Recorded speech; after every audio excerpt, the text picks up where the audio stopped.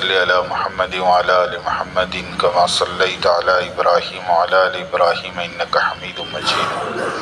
अल्लाहुम्मा बारिक अला मुहम्मद व अला आलि मुहम्मदिन कमा बारकता अला इब्राहीम व अला आलि इब्राहीम इन्नका हमीदुम मजीद। मोहतरम बुज़ुर्गों, दोस्तों और अज़ीज़ों, हर अमल का दारो मदार उसकी नीयत पर है। जैसी नीयत अल्लाह की तरफ से वैसे फ़ैसले। इन्नमा लिकुल्लि इम्रिइन मा नवा, ये हदीस के अल्फाज है कि जिसकी जैसी नीयत होगी अल्लाह उसके साथ वैसा फ़ैसला करेंगे। इसलिए हमारे हर अमल में नीयत शर्त है। जितने इस्लाम के अरकान हैं उन तमाम अरकान में नीयत फ़र्ज़ है। नमाज में नियत करना क्या है? फ़र्ज़ है। रोज़े में नियत करना फ़र्ज़ है। हज में नियत करना फ़र्ज़ है। ज़कात देते वक्त नियत रखना फ़र्ज़ है। बग़ैर नियत के नमाज नहीं, बग़ैर नियत के रोज़ा नहीं। मसला यहाँ तक लिखा है कि रमज़ान के रोज़े की क़ज़ा की नियत रात से करनी पड़ेगी। सुबह उठने के बाद भी नियत करेंगे तो वो क़ज़ा रोज़ा शुमार नहीं होगा। बोलो, नियत का इतना बड़ा मदार है इस्लाम के हर अमल पर। समझ में आई बात? हज में नियत फ़र्ज़ है। हज के 3 फ़र्ज़ है। 3 फ़र्ज़ है। पहला फ़र्ज़ क्या है? एहराम की चादरें पहनकर नियत करके लब्बैक पढ़ना। बग़ैर नियत के हज शुरू ही नहीं होता।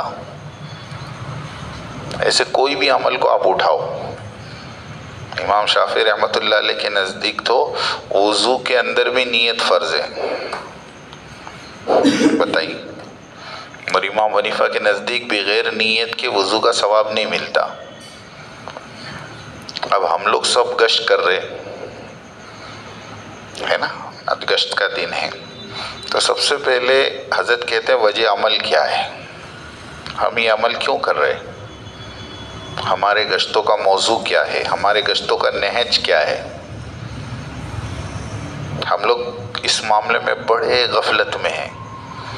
हज़रत ने खुद, मेरे पास ऑडियो है हज़रत की, हज़रत ने फरमाया हमारे गश्तों का मकसद मुलाकातें है ही नहीं। हम भी ताज्जुब में पड़ गए कि हम तो गश्तों का मकसद ही मुलाकात समझ बैठे। हज़रत ने फरमाया हमारे गश्तों का मकसद मुलाकातें है ही नहीं। हमारे गश्तों का मकसद मुसलमान को गुनाहों के माहौल से निकाल कर मस्जिद के माहौल में लाना है ना। इसलिए फरमाया कामयाब मुतकल्लिम वो है जो माहौल से निकाल कर मस्जिद में लावे। हर मुसलमान को मस्जिद की दावत है, हर मुसलमान को अल्लाह के घर में आने की दावत है। हम कारगुजारी में ये पूछते कितनी मुलाकात हुई, बल्कि यूँ पूछना चाहिए कि मुलाकातों में से कितने लोग मस्जिद में आए। हज़रत ने एक मरतबा फरमाया, मैं कसम खा के कहता हूँ कि आपने अगर किसी मुसलमान को मस्जिद की तरफ चलने पर राज़ी कर लिया, तुमने उसकी हिदायत अल्लाह के यहाँ पक्की करवा दी। क्यों? क्योंकि हदीस में आता है मस्जिद की तरफ चल कर आना जिहाद है, और कुरान में आता है कि जो जिहाद करता है अल्लाह उसको पक्की हिदायत देते हैं। हदीस है ना, जो मस्जिद की तरफ चल कर आता है वो जिहाद के हुक्म में है।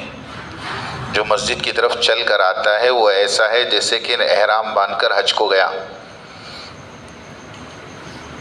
और कुरान की आयत है वल्लज़ीना जाहदू फ़ीना लनहदियन्नहुम, जो जहाद करेगा, मुजाहिदा करेगा, जिहाद करेगा, हम उसको हिदायत देंगे। तो हमारे गश्तों का सबसे पहले मकसद ये, मुसलमानों को मस्जिदों में लाओ, हर मुसलमान की मिन्नत समाजत करो, फ़ज़ाइल बताओ, इतने फ़ज़ाइल बताओ कि मुसलमान मस्जिद में आने को तैयार हो जाए, चाहे 5 मिनट के लिए हो। क्या हो? चाहे 5 मिनट के लिए हो। सच कह रहा। मियाँ जी फूल मोहम्मद साहब रहमतुल्लाह अलैह, अभी इनका इंतकाल हुआ ना 100 साल की उम्र में। वो रवांगी की बात में 2003 में हम जब 2 महीने में थे तो मियाँ जी फूल मोहम्मद साहब की रवांगी की बात होती थी। वो रवांगी की बात में एक बात बहुत अच्छा समझाते थे गश्तों के ताल्लुक से कि जब उमूमी गश्तों में जाओ तो मुतकल्लिम और रहबर या जमात और रहबर के दरमियान में 5 कदम का फासला रखो। क्या मतलब कि जमात पहले रुक जाए और रहबर 5 कदम चलकर आगे दुकान पर जाए या मकान पर जाए और अपने मुसलमान भाई को आवाज़ दे, और जब मुसलमान भाई बाहर आवे तो रहबर उससे यूं कहे, सुनो, रहबर उससे यूं कहे, अल्लाह के बंदे अल्लाह के घर से अल्लाह की बात लेकर आए हैं, आओ थोड़ी देर सुन लो। जब इस दावत के ऊपर वो तुम्हारा मुसलमान भाई 4 कदम चलकर मुतकल्लिम की तरफ आएगा तो हदीस में आता है जो अल्लाह की तरफ चल कर आता है अल्लाह की रहमत उसकी तरफ दौड़ कर आती है। आपने उस मुसलमान को अल्लाह की रहमत में गोता खिला दिया। नहीं समझ बात? ये है मकसद कि हर मुसलमान को मस्जिद की दावत दो। हाँ, मस्जिद में लाकर दावत देना, मस्जिद में लाकर दीन की बात समझाना, ये सहाबा की सुन्नत है, इसमें कोई शक नहीं, इसमें कोई शक नहीं। हाँ, इसमें शक ना करो, लोग तुम्हें शुकूक व शुबहात में डालेंगे। उनको समझाओ कि सहाबा को मस्जिदों में लाकर ईमान के मुज़ाकरे करते थे। और हजरत ने तो फजर के बयान में कहा जगह के असरात होते हैं। जगह के क्या होते हैं? असरात होते हैं। हाँ, मस्जिदों के असरात हैं। हाँ, किताबों में लिखा है कि जब अल्लाह रब्बुल इज़्ज़त ने इब्राहिम और इस्माइल अलैहिस्सलाम के ज़रिए से काबतुल्लाह को तामीर किया, पत्थर रखवाए, तो इस्माइल अलैहिस्सलाम मजदूर थे और इब्राहिम अलैहिस्सलाम मेमार थे, और जन्नत से एक पत्थर आया था जिसको मकाम इब्राहिम कहते हैं। उस पर खड़े रहकर हज़रत इब्राहिम अलैहिस्सलाम ने पूरा काबतुल्लाह तामीर किया। वो पत्थर नहीं था, वो लिफ्ट थी, लिफ्ट। आज के ज़माने में लिफ्ट। जैसी जैसी इमारत बढ़ती गई पत्थर ऊपर गया, और जब उतरने का होता तो पत्थर नीचे आ जाता। लो, और जब काबतुल्लाह का काम पूरा हो गया तो कहते फिर बाहर से प्लास्टर हुआ, तो प्लास्टर के अंदर जो मट्टी नीचे गिर गई। अब प्लास्टर मारते तो आधी मट्टी तो पत्थर पे और आधी मट्टी नीचे, अरे ऐसे ही होता है ना। तो जब काबतुल्लाह का प्लास्टर पूरा हो गया तो उसके अतराफ में जो ज़मीन पर मट्टी पड़ी थी, उन मट्टी ने अल्लाह से फरियाद की कि या अल्लाह, हम तो तेरे घर में लगने से रह गए, हमारा क्या कसूर? नहीं समझे? हमारा क्या कसूर, हम तो लगने से रह गए। तो अल्लाह रब्बुल इज़्ज़त ने इब्राहिम अलैहिस्सलाम को कहा कि वो सारी मट्टी को जमा करके काबतुल्लाह की छत पे रखो।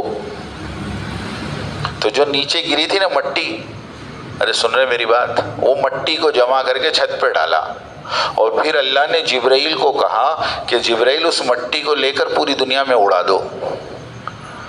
कहते वो मट्टी का जर्रा पूरी दुनिया में जहां जहां गिरा वहां आज मस्जिद है।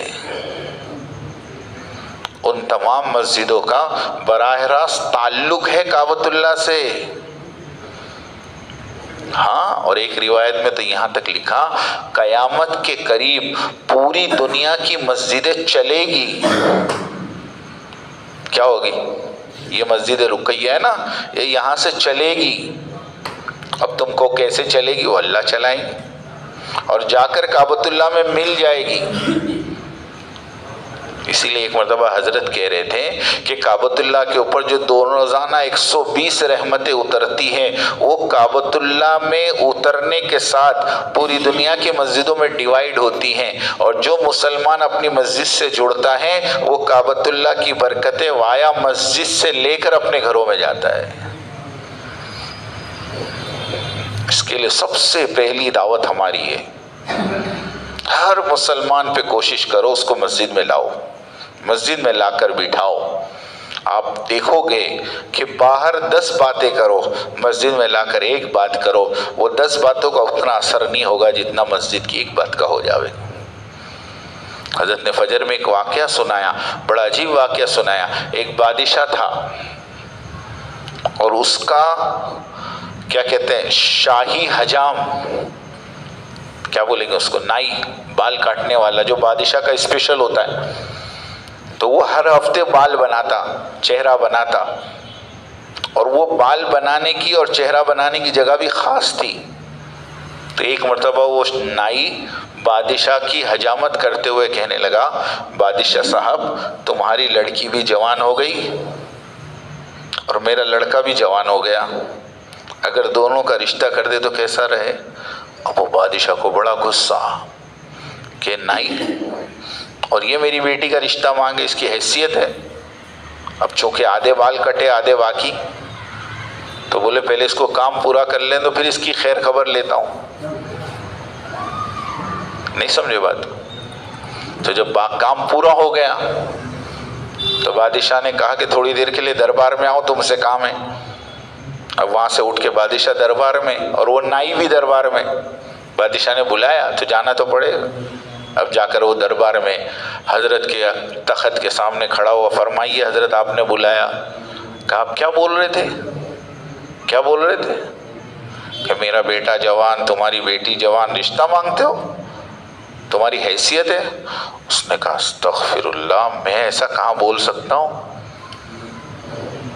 फिर गया वो तो कि मेरी आपकी कोई मुताबिकत है?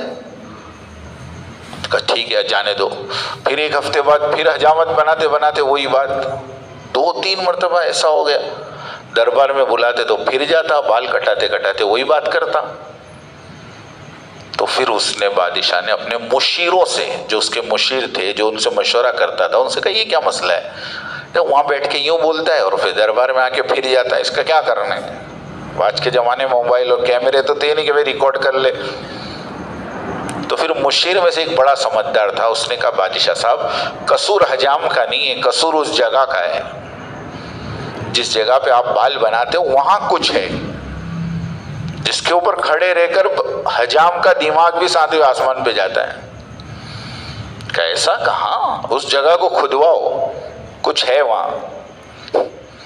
तो क्या मुशीरों के कहने पर वो जगह खुदवाई तो वहां से खजाना निकला। तो उन मुशीरों ने कहा हजरत कमाल हजाम का नहीं, खजाने का है। जब ये खजाने पे खड़ा होता था तो खजाने की गर्मी उसके दिमाग में चढ़ती थी। हाँ, फजर के बयान में हजरत ने वाकया सुना के कहा कि जब एक जगह खजाना गड़ा हो और उसके ऊपर खड़े रहकर आदमी की कैफियत बदलती हो तो बताओ तो सही, मस्जिद तो इंसान के बनने की जगह है। मस्जिद तो इंसान के बनने की जगह। ये कैसे हो सकता कि एक मुसलमान को तुम मेहनत करके मस्जिद में लाओ और उसकी जिंदगी अल्लाह ना बदले? समझ में आ रही बात? इतनी कीमती चीज है ये। इसलिए हमारे गश्तों का मौजू ही ये है। 50 मुलाकात 60 मुलाकात मकसद नहीं है। हाँ, एक मतलब हमारा इब्राहिम साहब कह रहे थे हमारी मेहनत बराए मेहनत नहीं है, हमारी मेहनत बराए मेहनत नहीं है, हमारी मेहनत बराए मकसद है। लोग मेहनत को मकसद समझते, मेहनत तो कर ही रहे ना मौल साहब, अब क्या कर सकते। नहीं, हमारी मेहनत तो बराए मकसद है। किसान खेती करता है फसल के लिए नहीं, नफे के लिए। काहे के लिए बोलो? हाँ, नफे के लिए। नफा नहीं है तो छोड़ देगा। 1 साल पहले मैं महाराष्ट्र में था, औरंगाबाद के करीब, नहीं अहमदनगर के करीब। तो लोगों ने प्याज की फसल की, मगर प्याज 2 रुपए किलो हो गई, 2 रुपए किलो। तो लोगों ने बाकायदा अपने खेतों में हल चला दिया खड़ी फसल में कि इसको वापस दफन कर दो। मैंने कहा क्यों? कहा इसको काटना, इसको पैक करना, इसको बाजार तक पहुंचाना, ये 3 रुपए किलो पड़ता है, बिकेगा वहां 2 रुपए किलो। ये जफा कौन करे? पूरे खेतों में हल चला दिया वापस और डाल दिया पूरी फसल वापस जमीन में कि नहीं, फसल मकसूद नहीं है, नफा मकसूद है। समझ में आई बात? एक ताजिर है, अपनी दुकान लेके बैठा है, आप उसको को ये सारा सामान मुझे खरीदना है, बताओ कितने का? ओके, इतने हजार का। नहीं, इतने में दे दो। कहा इतने में घर में नहीं पड़ा, तुमको कहाँ से दूं? बोले मैं पूरी दुकान क्या 4 दुकान खरीद ले भाई, नफा नहीं मिले तो बेच के क्या फायदा, नुकसान करने थोड़ी बैठा हूं। तो पूरी दुकान का माल बिक जाना ये मकसद नहीं है। समझ में आई बात? थोड़ा बिके लेकिन नफा मिले। ऐसे हमारी पूरी मेहनत का मकसद मेहनत नहीं है, हमारी मेहनत का मकसद नफा है। हमारी मेहनत तो इस पर है कि हम बाहर निकलकर मेहनत करेंगे, मुसलमानों को मस्जिद में लाएंगे, उससे दो फायदे होंगे, अंदर यकीन बनेगा, बाहर माहौल बनेगा। ये बात याद रखना, ये गश्तों का मकसद है, अंदर ईमान बने और बाहर माहौल बने। ये नीयत के साथ हमारा हर हफ्ते गश्त हो। दूसरी बात, हर हफ्ते हम बात सुनते हैं दीन की, जमातें रोजाना बात सुनती, कभी बैठकर अपना मुहासबा करो कि आज के गश्त से, आज की मेहनत से मेरी दीनदारी में कितना इजाफा हुआ। हाँ, हमारा हिसाब किताब का पहलू नहीं है। हाँ, हजरत फरमाते हैं एक बीमार जब दवा खाता है, एक बीमार जब दवाई उतारता है तो उस दवाई का असर बदन में तलाश करता है कि नहीं? अरे बोलो ना, 2 दिन की दवाई लाई, 2 दिन खाया, अब वो उसका असर ढूंढता है कि बुखार उतरा कि नहीं, खांसी सर्दी कम हुई कि नहीं, हाँ सर दर्द था कम हुआ कि नहीं। और अगर नफा नहीं होता है तो वो दवा बदलता है या डॉक्टर बदलता है? क्या करता है? हाँ, उसी डॉक्टर के पास जाके कहता है ये दवा से कुछ हुआ नहीं, जरा बदल के दो। और दवा डॉक्टर ना बदले तो फिर अपने क्या बदल देते? डॉक्टर बदल देते। क्यों? कि दवाई का मकसद ही नफा है। आज का दिन अल्लाह के रास्ते में गुजरा, आज का दिन मेहनत में गुजरा, आया इस मेहनत से मेरी जात को क्या फायदा हुआ? समझ में आई बात? ये पूरी मेहनत हमारी अपनी जात के लिए है। सुनो, पूरी मेहनत, हाँ दिखता दूसरों में है। मौलाना साहब डोरिया रहमतुल्लाह अलैह हमारे गुजरात के जिम्मेदार, वो अक्सर ये बात समझाते थे कि हमारी मेहनत नजर आती है दूसरों में लेकिन होती अपने लिए। और मिसाल देते थे, मोहल्ले के अंदर सब्जी वाला, ठेले वाला घूमता है, आवाज लगाता है ना? उसके आवाज लगाने का मकसद क्या होता है बताओ? वो अपने नफे के लिए फिरता है। वो नहीं समझता क्यों मोहल्ले में आपा रहती है बेचारी, चलने की तकलीफ है, चलो उनको आधा किलो टमाटर दे के आओ, उनको पाव किलो प्याज दे के आओ। नहीं समझे? वो क्या 20 रुपए की सब्जी के लिए बाजार में आएंगी, चलो उनके घर पहुंचा के आओ, इस नियत से आता है ठेले वाला। वो तो अपनी नियत से फिरता है। जीवन में फायदा लोगों को हो जाता है कि पाव किलो टमाटर के लिए बाजार नहीं जाना पड़ता, दरवाजे पे मिल जाते हैं। समझ में आई बात? एक गांव में डॉक्टर नहीं था, जो भी बीमार होते थे 3 किलोमीटर 4 किलोमीटर दूर जाना पड़ता था। एक डॉक्टर साहब को पता चला, डॉक्टर साहब गांव में आकर एक मकान किराए पे लिया और बोर्ड मारा सुबह 8 से 10 मैं आऊँगा। अब अपनी गाड़ी पर 4 व्हीलर 2 व्हीलर पर बंदा सुबह 8 बजे आता, ठंडी में 10 बजे तक बैठ के चला जाता। अब ईमानदार से बताओ वो काहे को आ रहा है? वो इसलिए आ रहा है कि गांव में कोई डॉक्टर नहीं है, कहाँ बेचारों को 3-3 किलोमीटर बुखार की दवा लेने जा रहे हैं, चलो मैं सेवा आपू। नहीं, वो अपने नफे के लिए आ रहा, अपनी प्रैक्टिस जमाने के लिए आ रहा, लेकिन फायदा दूसरों को हो जा रहा कि अब 3 किलोमीटर नहीं जाना पड़ता बुखार की दवा लेने। समझ में आ रही बात? इस तरह ये हमारा काम दूसरों में नजर आता है, गश्त दूसरों में, मुलाकातें दूसरों में, तालीम दूसरों में, लेकिन हजरत फरमाते थे कि सारी की सारी मेहनत अपने लिए। मौलाना अहमद अली लाहौरी रहमतुल्लाह अलैह, जिनके नाम के आगे ही मुफस्सिर कुरान लिखा है, पड़ोस के बहुत बड़े आलिम थे। हजरत मौलाना इनाम साहब और मौलाना यूसुफ साहब रहमतुल्लाह अलैह 1964 तक, जब तक मौलाना यूसुफ साहब जिंदा थे, ये पड़ोस रायवण का इज्तिमा करने जाते तो मौलाना अहमद अली लाहौरी की खिदमत में ज़रूर हाज़िरी देते। एक जगह मैंने पढ़ा, मौलाना अहमद अली लाहौरी रहमतुल्लाह अलैह ने 2 बड़ी बड़ी नसीहतें की, बड़ी अजीब नसीहतें किताबों में लिखी। सबसे पहली बात तो मौलाना अहमद अली लाहौरी ने कहा कि यूसुफ, तुम्हारे अब्बा ने जो दावत का काम चालू किया ना, उस ज़माने में सिर्फ तुम्हारे अब्बा ने नहीं किया था, बहुत सारे दूसरे अल्लाह वाले भी थे जिन्होंने अपने अपने एतबार से मेहनतें शुरू की, लेकिन अल्लाह पाक ने किसी मेहनत को वो कबूलियत नहीं दी जो आपके अब्बा की मेहनत को मिल गई। और जानते हो उसकी वजह क्या है? बहुत अच्छी बात बताई। जानते हो उसकी वजह क्या है? तुम्हारा यूसुफ साहब ने पूछा, नहीं मालूम। मुझे नहीं पता, आप बताइए। तो मौलाना अहमद अली लाहौरी रहमतुल्लाह अलैह ने कहा कि यूसुफ उस ज़माने में जितने अल्लाह वालों ने मेहनतें शुरू की थी, उन मेहनतों की बुनियाद सामने वाले की बेदीनी और उम्मत की बेदीनी को दूर करना था। समझे? उन अल्लाह वालों ने बैठ के मशवरा किया कि उम्मत में बेदीनी बहुत है, तो उम्मत की बेदीनी दूर करें। तो उन्होंने दूसरों की बेदीनी को दूर करने की मेहनत की, तो वो इतने सक्सेस नहीं हुए, इतने कामयाब नहीं हुए। लेकिन आपके अब्बा की मेहनत थी कि मेरी बेदीनी दूर हो, हर लगने वाला अपनी फिक्र में पड़े, तो इसके लिए अल्लाह पाक ने इस मेहनत को चला दिया। तो जो अपनी ज़ात को सामने रखकर चलेंगे वो तो मौत तक चलेंगे, और जो दूसरों को सामने रखकर चलेंगे वो दो चीज़ों का शिकार होंगे। मौलाना अहमद अली लाहौरी कह रहे वो दो चीज़ों का शिकार होंगे। अगर नफ़ा अच्छा निकला, सुनो, तो वो उजुब में पड़ जाएंगे, फ़ख्र तकब्बुर में पड़ जाएंगे, है ना। बाद में तब आदमी कहता है ना, इलाके में कोई नहीं था, मैं आया, फिर मैंने जमाया। ये सब अपने हाथ के नीचे काम करे ले। इनको मैंने जोड़ा, इनको मैंने जोड़ा, इनको मैंने जोड़ा, इनको मैंने जोड़ा, मैंने किया सब। अब गया ये, यहां से गाड़ी रिवर्स चली।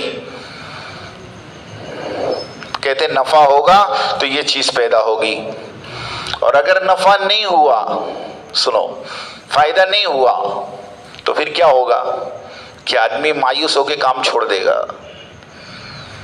एक मस्जिद में मैं गया, वहां का इमाम, वो मेरे साथ हाफिज हुआ, 7 साल से वो मस्जिद में इमाम था।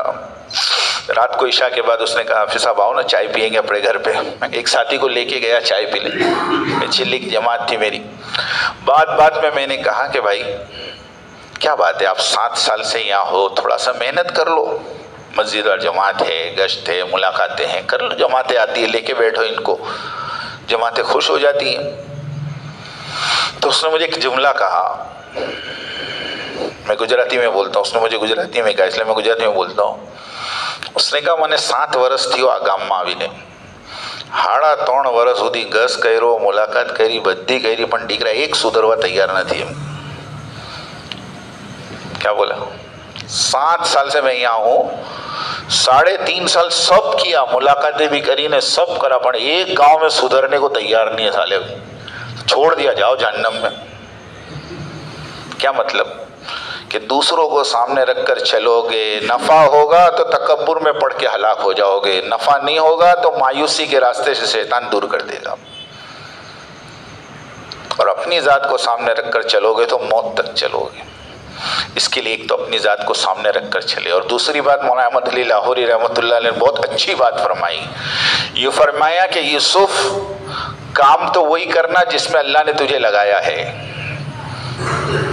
काम तो वही करना जिसमें तुझे अल्लाह ने लगाया है, और अल्लाह तुमसे काम ले रहे हैं। लेकिन अपने काम में इतना गुलू मत कर जाना। सुनो बात ध्यान से, अपने काम में इतने वो मत हो जाना कि अपनी बका सामने वाले की फना में नजर आने लगे। ये बहुत बड़ी बात है कि मेरा काम उसी वक्त चलेगा जब वो बर्बाद होगा। ये दीन का मिजाज नहीं है, नहीं समझे। एक व्यापारी होता है ना कि मेरी दुकान कब चलेगी, जब सामने वाले की बंद होगी। का ये मिजाज कभी तबलीग में आने मत देना। मेहनत बहुत सारी हो रही दुनिया में, होने दो। हम वही काम करेंगे जिसमें अल्लाह ने हमको पूरी यकसुई के साथ। एक होता है इखलास, सुनो मेरी बात, एक होता है इखलास और एक होता है इस्तिखलास। क्या मतलब दोनों? इखलास तो कहते हैं अल्लाह के लिए करना, और इस्तिखलास हज़रत यूनुस पूना वाले रहमतुल्लाह अलैह फरमाया करते थे, इस्तिखलास उसको कहते हैं कि जब घोड़ा गाड़ी के अंदर घोड़े को बांधा जाता है तो घोड़े को चश्मा पहनाया जाता है। क्या पहनाते? चश्मा आता है ना, घोड़े को पहनाते पूरा ज़ेन के साथ। तो वो चश्मे की खासियत ये होती है कि चश्मा यूं पहनाया जाता है, न दाएं देख न बाएं देख, सामने देखते हुए चुपचाप चल। ऐसे अपनी आंखों पे चश्मा लगा लेना। हाँ, जिस तरह हर नबी को मानेंगे, इत्तिबा हमारे नबी की करेंगे, हर किताब को मानेंगे मगर कुरान पे अमल करेंगे, ऐसे दुनिया में जितनी मेहनत हो रही है सबको कबूल करते हुए काम तो वही करेंगे जिसमें अल्लाह ने हमको लगाया है। लेकिन हमारा मिजाज, हमारा जहन कभी ये ना हो कि मेरी बका सामने वाले की फना में है। इनका काम चल जाएगा तो मेरा काम बंद हो जाएगा, ये बिल्कुल नहीं आना चाहिए। इसके लिए मेरे दोस्तों दीदो, अल्लाह पाक ने बहुत ऊंची मेहनत में लगाया है, काम अल्लाह ने दिया है ना। इसके लिए सब नियत करो कि इंशाअल्लाह मौत तक इसको अपनी ज़िंदगी का मकसद बनाकर करेंगे। कौन कौन करेगा? सब करेंगे इंशाअल्लाह, है ना। अब काम को सीखने के लिए क्या करना पड़ेगा बोलो? अरे 4 महीने लगाने पड़े। कितना? हाँ, बिगैर सीखे साइकिल चलावे तो घुटने छिले, बिगैर सीखे मोटरसाइकिल चलावे तो घुटने टूटे। सही है? बिगैर सीखे साइकिल चलावे तो घुटने छिलेंगे ना, टूटेंगे तो नहीं। और मोटरसाइकिल चलाओगे तो, हाँ, और 4 व्हीलर चलाएंगे तो खुद भी मरेगा। और जब ये छोटे छोटे काम बिगैर सीखे नहीं होते, इतना बड़ा दावत का काम बिगैर सीखे कैसे हो? इसके लिए यकसुई के साथ सुनो, 4 महीने लगाना। क्या लगाना? 4 महीने यकसुई के साथ लगाना, समझे? इसके लिए इस मजमे में सब इरादे करो कि 4 महीने के लिए कौन तैयार है, बताओ।